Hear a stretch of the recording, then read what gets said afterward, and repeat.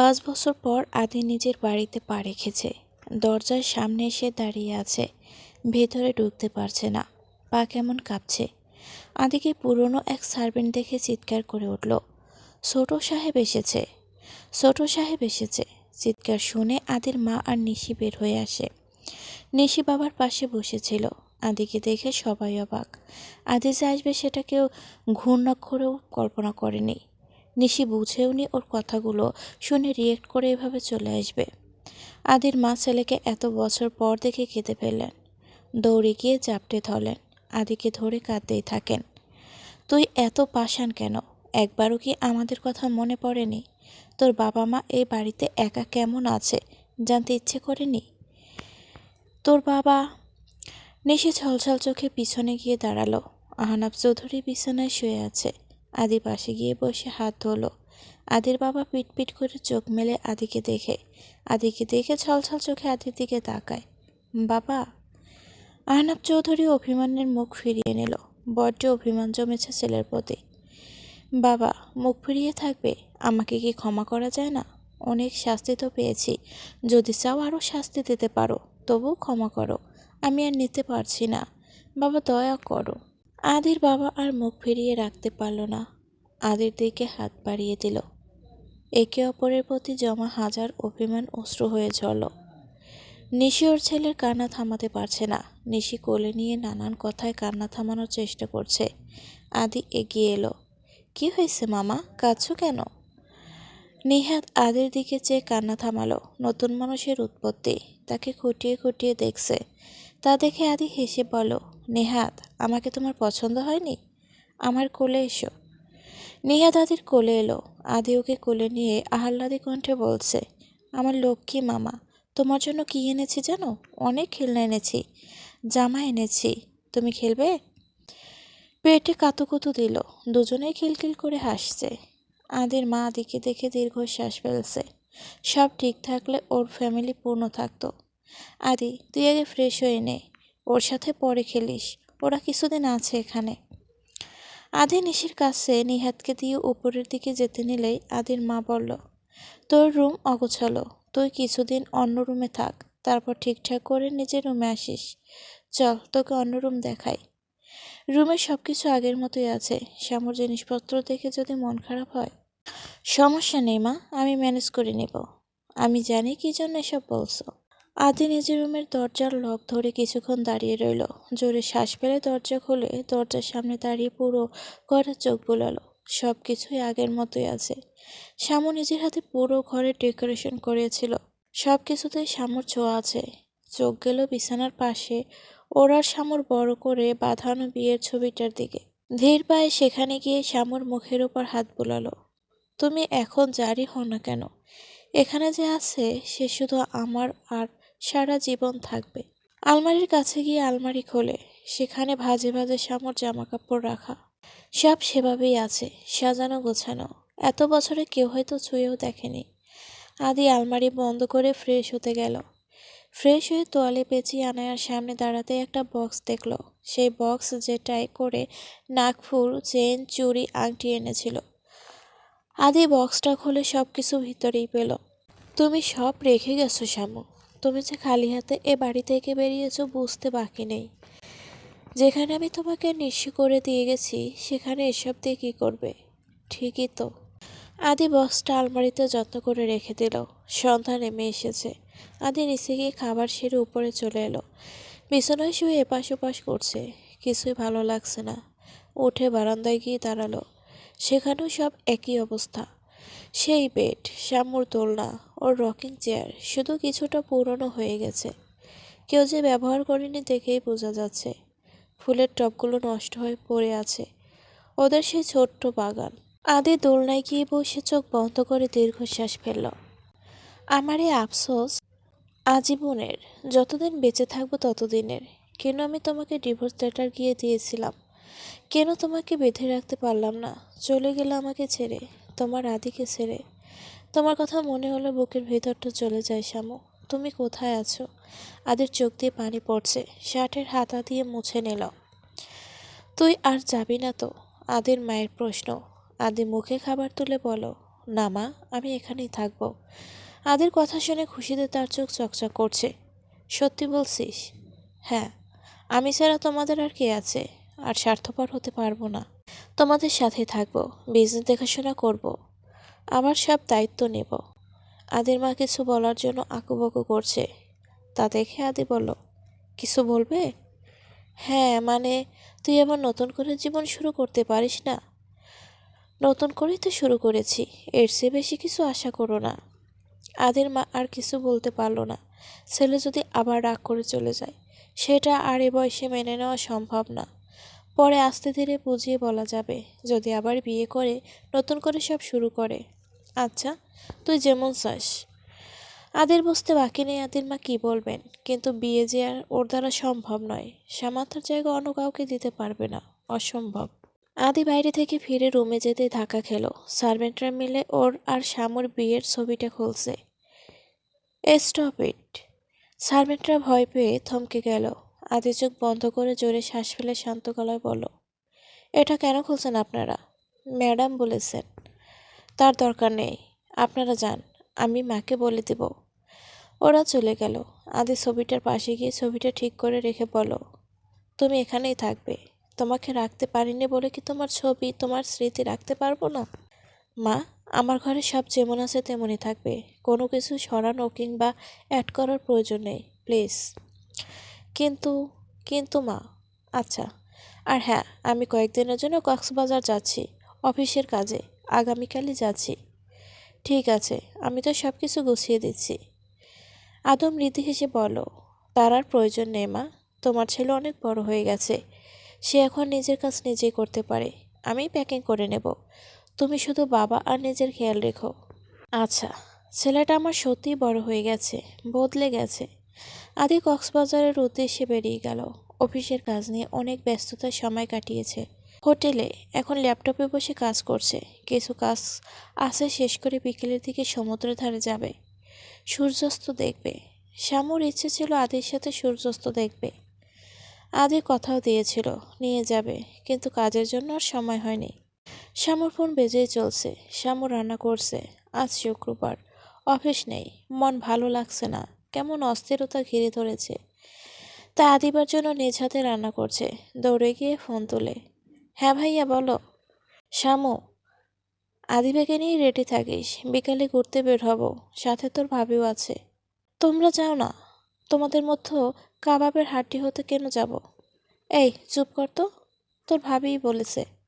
ভাইয়া, ভালো লাগছে না, মন ভালো নেই, অন্য সময় বাইরে চল, ভালো লাগবে। প্লিজ ভাইয়া। আচ্ছা ঠিক আছে, আদিবাকে দে। শ্যামু আদিবাকে ফোন দিল। হ্যালো মামা। হ্যাঁ মামা, শোনো, আমরা আজকে সমুদ্রের ধারে ঘুরতে যাব। তোমাকে নিতে চেয়েছিলাম, কিন্তু তোমার আম্মু যাবে না বলছে। আমরা ওখানে অনেক মজা করব, ঝিনুক কুড়াবো, কিন্তু তোমার মাম্মা তো রাজি হচ্ছে না। আদুবা ফোন কান থেকে সরিয়ে কান্না শুরু করে দিল। মাম্মা, যাব। শ্যামু মেয়ের কান্না দেখে বলো, আচ্ছা যাব, দাও ফোন দাও। ভাইয়া, এটা কি হলো? তোর দুর্বল জায়গায় খোঁচা দিলাম, নয়তো যেতে না। বিকেলে রেডি থাকিস। হুম, আচ্ছা। সমুদ্রের পাড়ে শস্য বাতাস বইছে, কিছুটা রোদ আছে। শ্যামু পার্পেল কালার 4 পিস পরেছে, সিল্কি চুলগুলো উঁচু করে ঝুঁটি করেছে। হালকা সাজ, চোখে সানগ্লাস। আদিবাকেও পার্পেল কালার ফ্রক পরিয়েছে, চুলগুলো ঝুঁটি করা, সামনে ফুলের ব্যান্ড লাগানো। শখ করে ঠোঁটে লিপস্টিক দিয়ে দিয়েছে শ্যামু।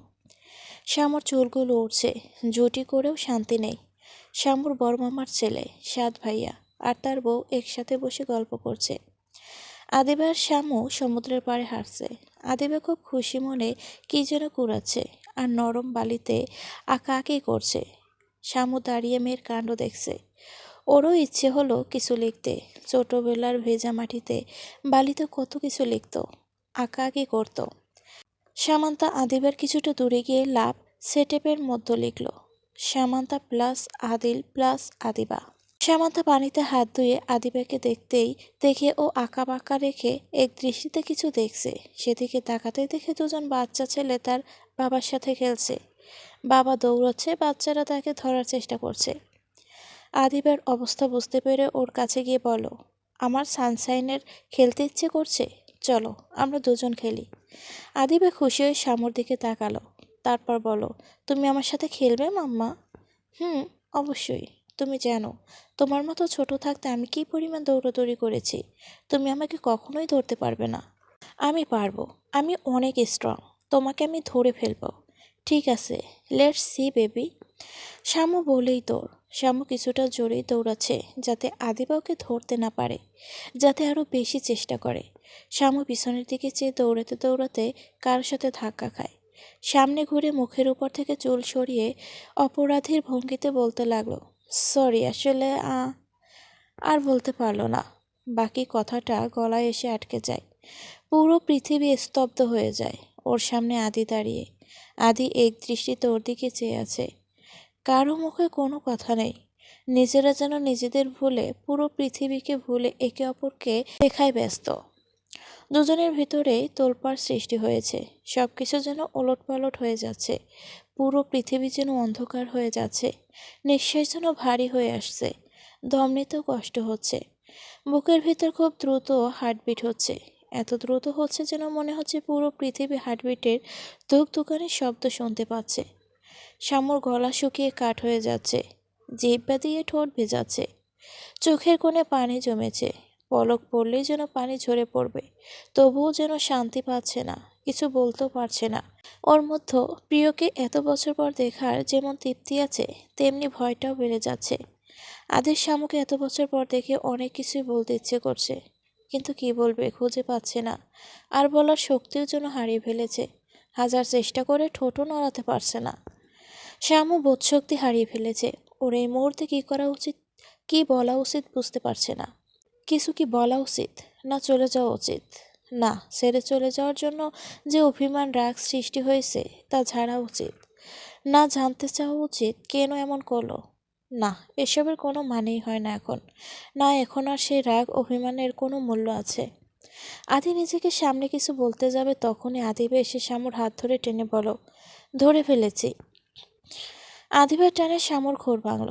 আদিবার দিকে তাকালো, ঠিকই, কিন্তু কি বলো তা কান অব্দি পৌঁছেনি। আদি একবার শামুর দিকে তাকাচ্ছে, আর একবার আদিবার দিকে। শামু আদিবাকে একবার দেখে আর চোখে আদিকে দেখে নিল। আদি আদিবার দিক থেকে চোখ সরিয়ে শামুকে শুকনো মুখে বলো, তুমি এখানে? শ্যামতা ঠোঁট ভিজিয়ে নিয়ে বলো, এই শহরেই আমার সংসার। মাম্মা, তুমি কি আর খেলবে না? আদিবা শামুর হাত ধরে বলল। আদি মাম্মা ডাক শুনে চমকে আদিবার দিকে তাকালো, তারপর শামুর দিকে চেয়ে বলল, তোমার মেয়ে? শামু মাথা নিচু করে মাথা উপর নিচ জাঁকিয়ে সায় দিল। এমন কিছুই হওয়ার ছিল, তবুও আদির ভেতরটা দুমড়ে মুচড়ে যাচ্ছে। তবুও নিজেকে সামলে আদিবার সামনে হাঁটু গেড়ে বলো, বাবু, তোমার নাম কি? আদিবা মুখে মিষ্টি হাসি ফুটিয়ে বলো, আদিবা। শামু চোখে হাত দিয়ে মনে মনে বলছে, কেলো করেছে। এমনিতেই নাম জিজ্ঞেস করলে উল্টোপাল্টা নাম বলে, আর আজ? আদি নাম শুনে চমকে শামুর দিকে তাকায়। শামু জানতো এমন কিছুই হবে। শামু আদির দিকে চেয়ে বলল, কোনো একদিন স্বপ্ন দেখেছিলাম মেয়ের নাম আদিবা রাখবো, তাই রেখেছি। সুন্দর হয়নি নামটা? আদি আর বলার মতো ভাষা খুঁজে পাচ্ছে না। তখনই ডাক পড়ল, শামু। দুজনেই উৎসাহের দিকে তাকালো। পিছনে ঘুরে দেখে সাদ দাঁড়িয়ে আছে। শামু যেতে হবে, সন্ধ্যা নেমে এসেছে। শামু সমুদ্রের দিকে চেয়ে দেখে সূর্য ডলে পড়েছে, সন্ধ্যা নেমে এসেছে। আসছি। শামু আদির দিকে একবার চেয়ে আদিবার হাত ধরে বলো, চলো। আদির মনে হচ্ছে ওর হৃৎপিণ্ডটা কেউ কেটে টুকরো টুকরো করে দিয়ে গেল।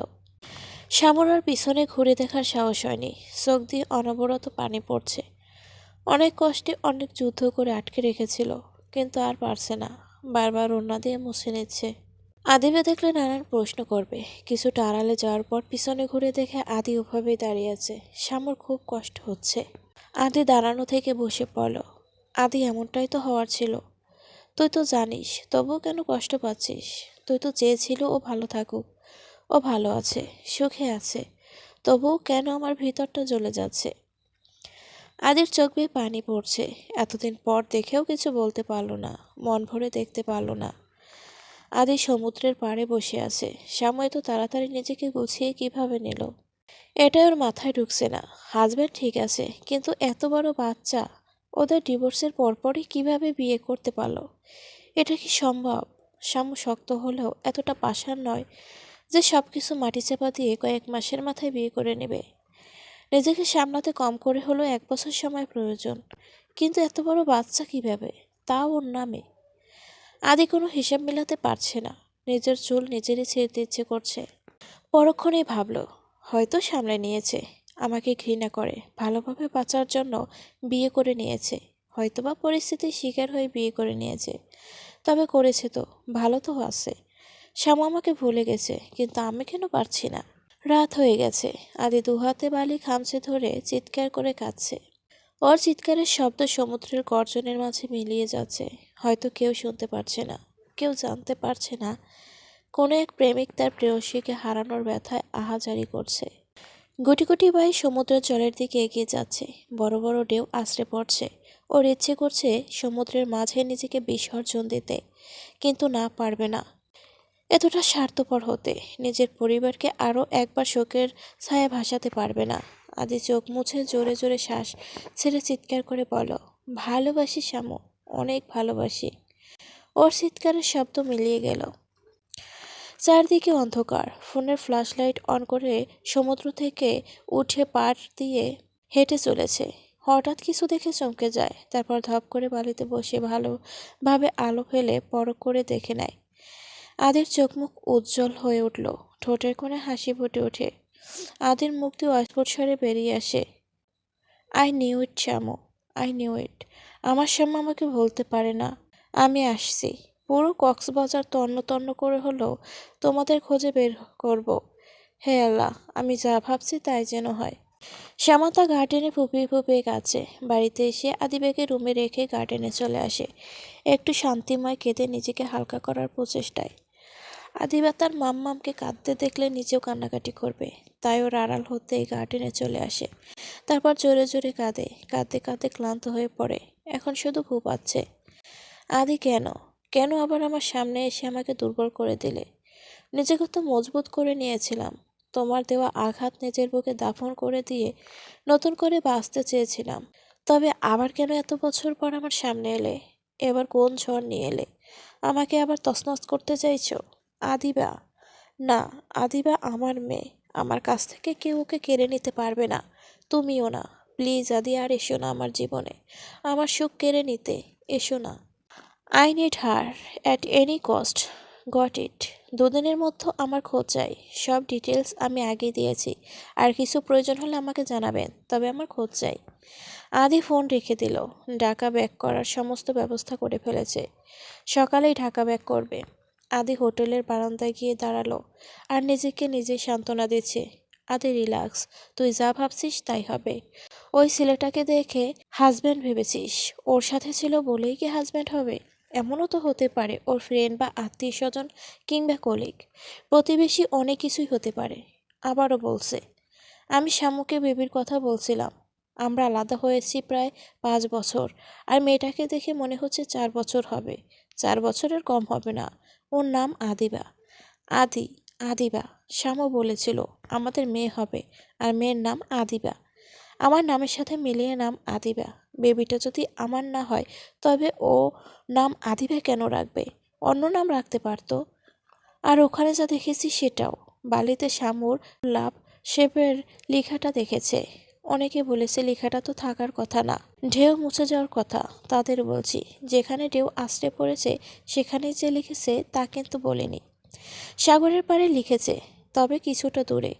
ওখানে বলেই দিয়েছে আদিবার চেয়ে কিছুটা দূরে। সাগর বা নদীতে ঢেউ যেখানে আছড়ে পড়ে তার চেয়ে বেশ কিছুটা জায়গা বেশি পর্যন্ত ভেজা থাকে। আর কিছু কিছু জায়গায় বালু পানি জমে থাকে, সুন্দর প্রলেপের মতো তৈরি হয়। যারা গিয়েছেন দেখেছেন। আর যেহেতু রাত হয়ে গিয়েছিল, মানুষজন কম ছিল, তাই কেউ নষ্ট করতে পারেনি। আশা করি উত্তর পেয়ে গেছেন। হ্যাঁ, বেবিটা আমার, আমার বেবি। হ্যাঁ, আমার।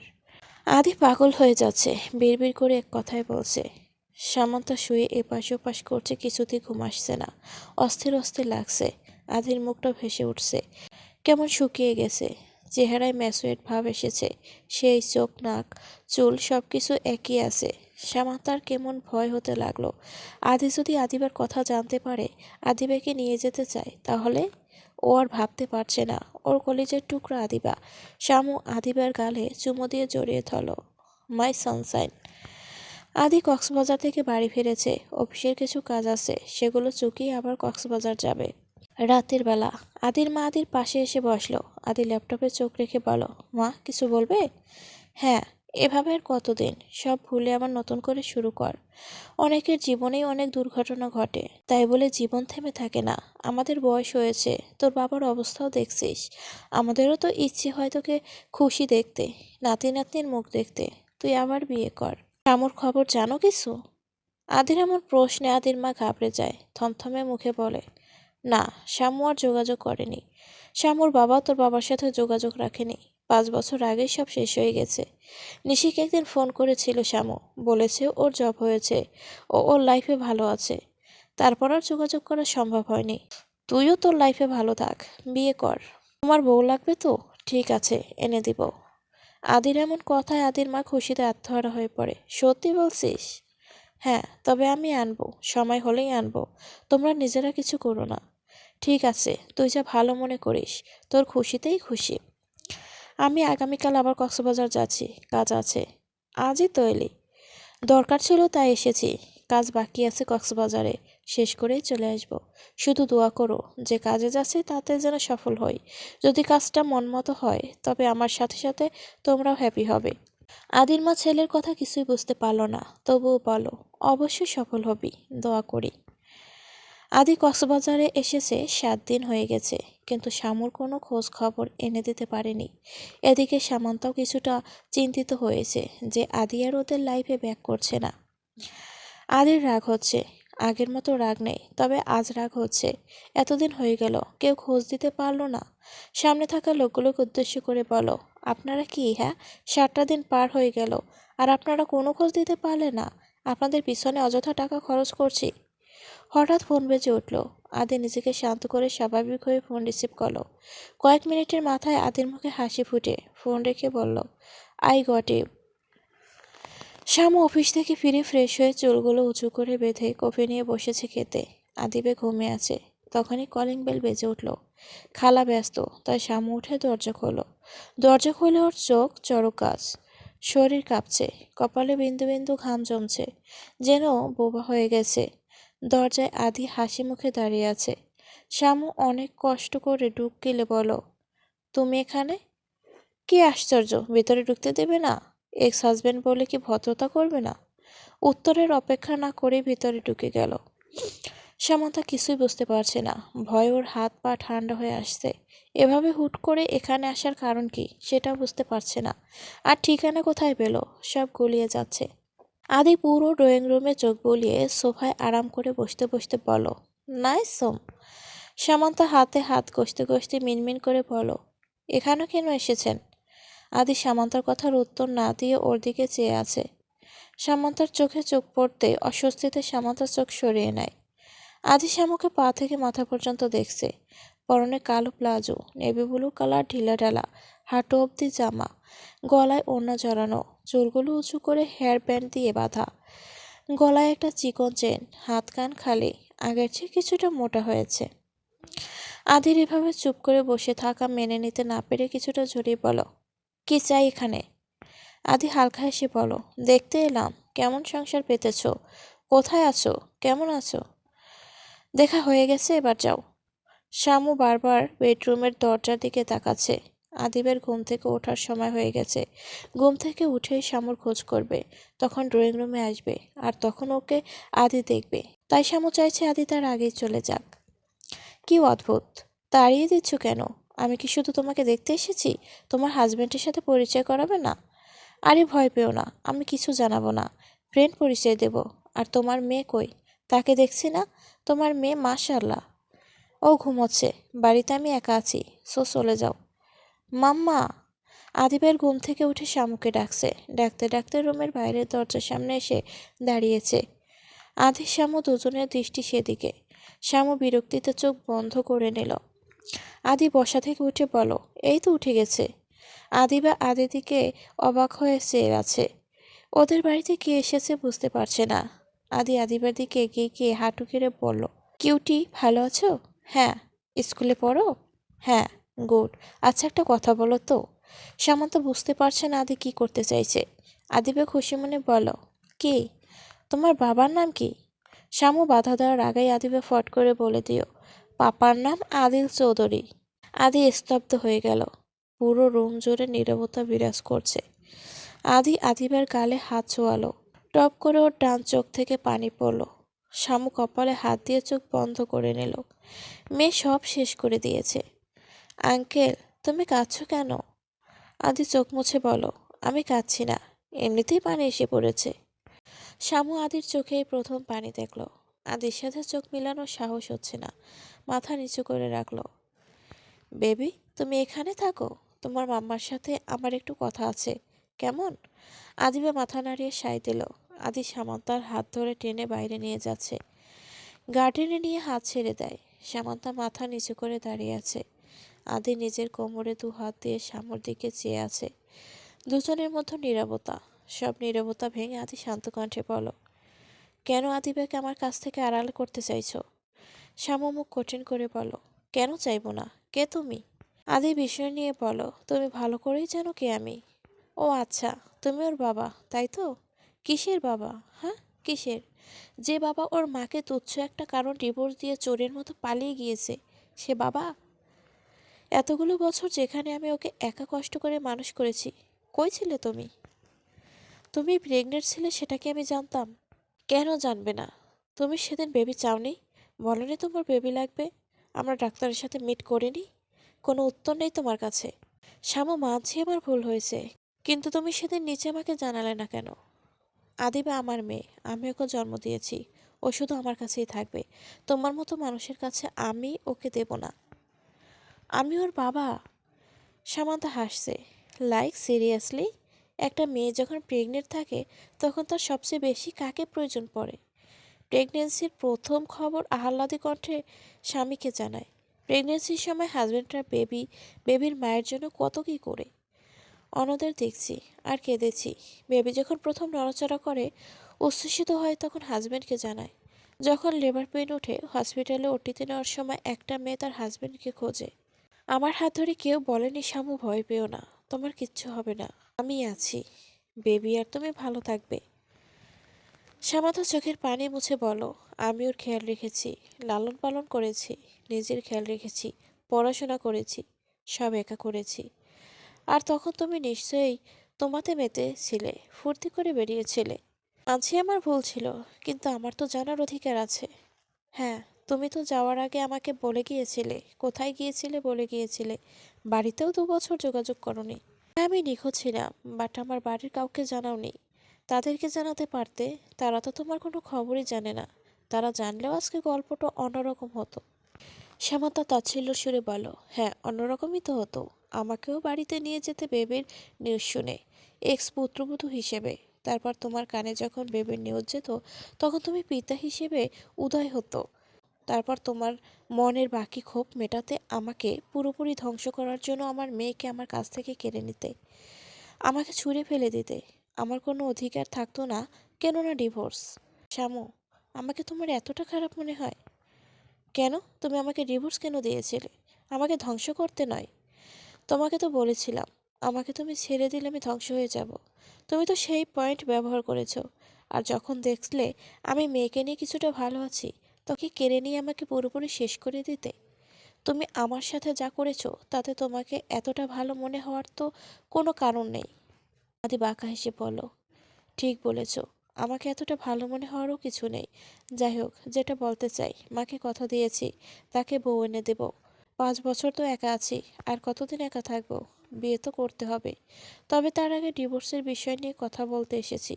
আমি তোমাকে ডিভোর্স পেপার সাইন করে দিয়ে গিয়েছিলাম, কিন্তু অফিসিয়ালি কিছুই হয়নি। আমি পেপারটাও পাইনি। আমি ডিভোর্স কনফার্ম করেই বিয়েতে বসতে চাই। দেখা গেল বিয়ে করলাম, তারপর তুমি এসে নাটক শুরু করলে ডিভোর্স নিয়ে। তখন তো আরেক মুসিবতে পড়তে হবে। তাই সব ঝামেলা চুকাতে চাই। আদির কথা শুনে সামান্তর চোখে পানি চলে এলো। আদি আর বিয়ে করেনি, এখন বিয়ে করবে, আর ওকে এসব কথা শোনাচ্ছে? আমি তোমার লাইফ হস্তক্ষেপ করব? ডিভোর্স নিয়ে নাটক করব? এতটা ছোট লোক আমি নই।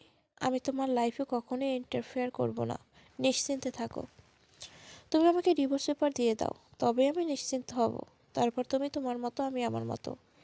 এটা এখন আমার কাছে নেই। মিথ্যা বলো না, তোমার কাছেই আছে। ঠিক আছে, যতদিন তুমি আমাকে পেপার দিচ্ছ না ততদিন আমি তোমাদের লাইফ থেকে যাব না। আর আদিবাকে। শামুক আপনি কি বলো? আদিবাকে কি? আদি রহস্যময় হাসি দিল। শ্যামু ভয়ার্থ স্বরে বলে, আদিবা আমার কাছেই থাকবে। আমি পেপার দিলে তোমাকে আমার কাছ থেকে কেড়ে নেবে না। ওকে, ডান। শ্যামু বাড়ির দিকে হাঁটা দিল। আদিও বিজয়ের হাসি হেসে ওকে ফলো করছে। সামান্তার কাছে আপাতত আদিবার চেয়ে মূল্যবান কিছুই নেই। মায়ের কাছে সন্তানের চেয়ে মূল্যবান আর কিছুই নেই। শ্যামু আলমারি থেকে পেপার বের করে টেবিল থেকে পেন নিতে যায় সাইন করার জন্য। তখনই আদি ছু মারে পেপার নিয়ে নেয়। তারপর পেপার উল্টে পাল্টে দেখে বলে, আমি জানতাম তুমি সাইন করনি। আমার মন এটাই বলছিল। শ্যামু আমতা আমতা করে বলো, করা হয়নি? দাও, করে দিচ্ছি। আদি মুচকি হেসে শ্যামুর দিকে চেয়ে পেপার দু হাত দিয়ে মাঝ বরাবর টান দিয়ে ছিঁড়ে ফেলে। তারপর কয়েক টুকরো করে মেঝেতে ছেড়ে দেয়। শ্যামা তো আদির কাজে অবাক হয়ে যায়, বিচলিত হয়ে বলো, এটা কি করলে তুমি? আদি হাই তুলতে তুলতে বলো, আমার ডিভোর্স চাই না।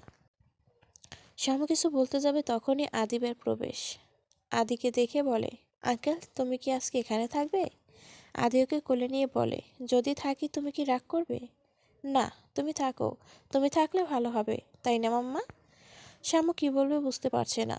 আদি সেটা দেখে বলে, আমি তোমার সাথে থাকবো। আচ্ছা, আদিবে তোমার পাপা কই? মাম্মা বলেছে প্লেনে করে আকাশ দিয়ে বিদেশে থাকে। আমি বড় হলেই চলে আসবে। তোমার পাপাকে মনে পড়ে না? হ্যাঁ, প্লেনকে বলেছি ও যেন পাপাকে তাড়াতাড়ি আসতে বলে। তাই? দেখতে ইচ্ছে করে না? আমি ছবিতে দেখেছি, মাম্মা দেখিয়েছে।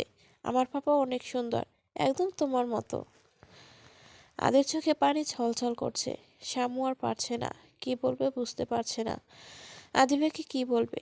এটাই ওর পাপা। মেয়েকে আর কতদিন পাপার কাছ থেকে দূরে রাখবে? শ্যামু ঠিক করলো বলে দিবে আদিবাকে। তার আগেই আদি নিজেকে কন্ট্রোল করতে না পেরে বলে দিল, আমিই তোমার পাপা। আদিবা অবাক হয়ে আদির মুখের দিকে চেয়ে আছে। তারপর শ্যামুর দিকে চাইল। আদি অসহায়ের মতো শ্যামুর দিকে চাইল। আদি বুঝতে পারলো শ্যামু না বললে আদিবা ওকে বিশ্বাস করবে না। শ্যামু বড়সড় শ্বাস নেয়, মাথা নাড়ে, তারপর বলে, হ্যাঁ আদিবা, এটা তোমার পাপা। আদিবা আদির দিকে চেয়ে প্রশ্ন করে, তোমার নাম কি আদিল চৌধুরী? আদি মাথা নেড়ে হেসে বলে, হ্যাঁ। আদিবার খুশি কে দেখে? ও পাপাকে পেয়ে অনেক খুশি। কি মজা, আমার পাপা এসে পড়েছে। তুমি আর যাবে না তো? না। আদি আদিবাকে নামিয়ে জড়িয়ে ধরে কপালে চুমু খায়। শ্যামু চোখ মুছে বাবা মেয়েকে একা ছেড়ে দিল। রাত হয়েছে। শ্যামু রাতের রান্নার ব্যবস্থা করে ডাইনিং টেবিলে ল্যাপটপ নিয়ে বসেছে। আদিবা সোফায় বসে কার্টুন দেখছে। তখনই আদি 2 কাপ কফি নিয়ে শ্যামুর সামনে একটা রেখে নিজে আরেকটা নিয়ে চেয়ার টেনে বসে পড়ল। শ্যামু একবার আর চোখে দেখে নিজের কাজে মন দিল। তা দেখে আদি বলল, কফি নিজে বানিয়েছি, ঠান্ডা হয়ে যাচ্ছে। নিজে বানিয়েছি শুনে শ্যামু বিষম খেল। এ ছেলে বলে কি? শ্যামু কফির দিকে চেয়ে তাচ্ছিল্য সুরে বলল, বাবা, আদিল চৌধুরী কফি বানাতে পারে? শুধু কফি না, আমি ইতালিয়ান, চাইনিজ, থাই, জাপানিজ খাবারও বানাতে পারি। সামান্তা টেবিলে ভর করে গালে হাত দিয়ে বসেছিল। ওর কথা শুনে হাত সরে পড়ে যেতে নেয়। আরে পড়ে গিয়ে থুতনি ভাঙতে চাও? কফি খেয়ে বলো কেমন হয়েছে, নাকি ভাবছো কিছু মিশিয়ে দিয়েছি? ওয়েট। আদি চেঞ্জ করে নিজেরটা শামুকে দিয়ে কফিতে চুমুক দিল। শ্যামুর অসহ্য লাগছে, শুধুমাত্র আদিবার জন্য কিছু বলছে না। আদিবে ঘুমালেই ওকে দেখে নিবে। ভদ্রতা বজায় রাখতে কফিতে চুমুক দিয়ে হা। এত ভালো কফিও কোনোদিন খেয়েছে কিনা মনে পড়ছে না। এত ভালো কফি কোথায় বানানো শিখেছ?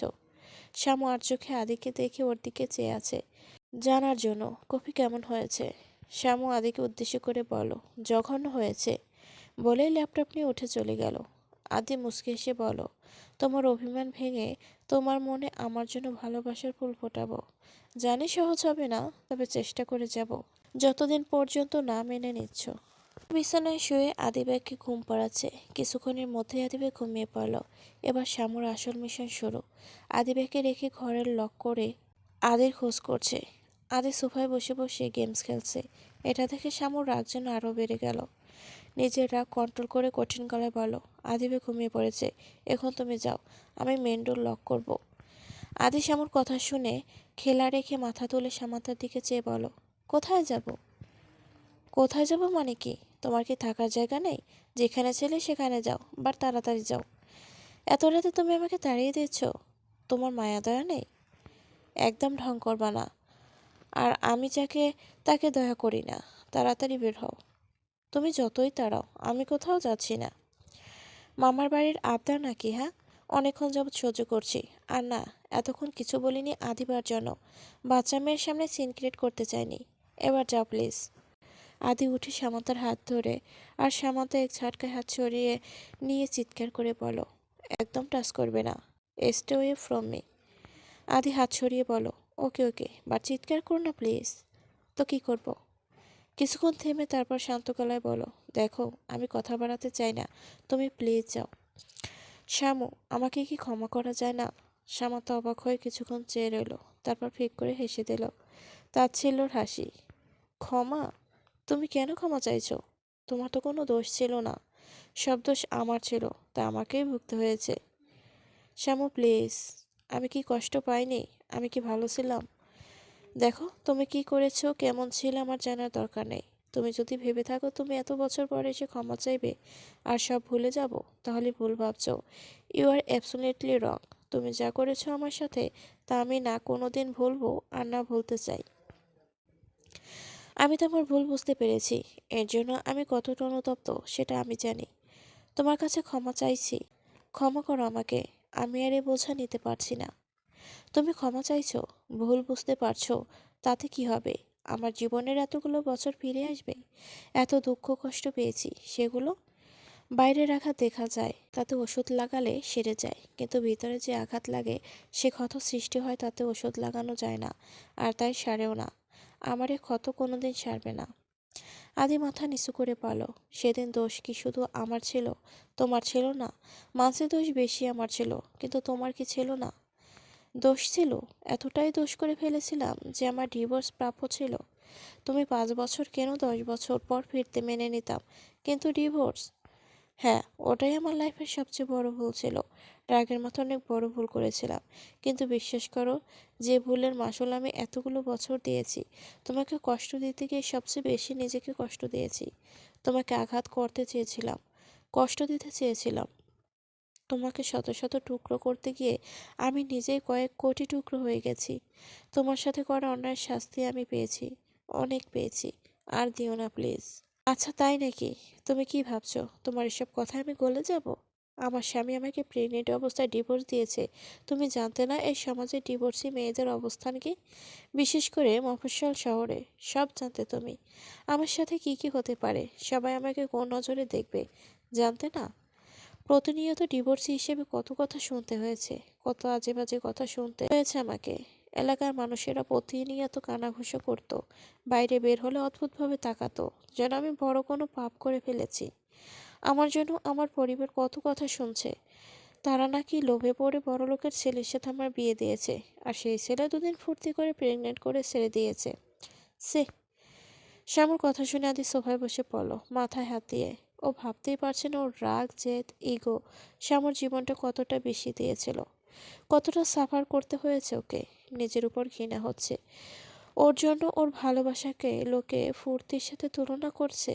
কতটা বাজেভাবে নিয়েছে ওদের সম্পর্ক। অনুশোচনার আগুনে দগ্ধ হয়ে যাচ্ছে। মাথা নিচু করে অবস্থায় মিনমিন করে বলো, সব আমার এই অতিরিক্ত রাগের জন্য হয়েছে। আমার এই রাগ আমার জীবনকে তছনছ করে দিয়েছে। সেটা শুনে শ্যামু বলল, তোমাকে আগেই বলেছিলাম তোমার রাগকে কন্ট্রোল করো। তোমার এই রাগ সব শেষ করে দিবে। তুমি আসলে আমাকে ভালোই বাসনি কখনো, তাহলে তোমার রাগ এতটা প্রায়োরিটি পেত না। আদি বসা থেকে উঠে বলো, শ্যামু, আর যাই বলো এটা বলো না। এটা আমি মেনে নিতে পারবো না যে আমি তোমাকে ভালোবাসিনি। আমি তোমাকে ভালোবেসেছি। তুমি সেদিনও আমার ভালোবাসাকে উপহাস করেছিলে। আমার ভালোবাসার পাগলামি ছিল, বাট মিথ্যা ছিল না। প্লিজ এসব বলো না।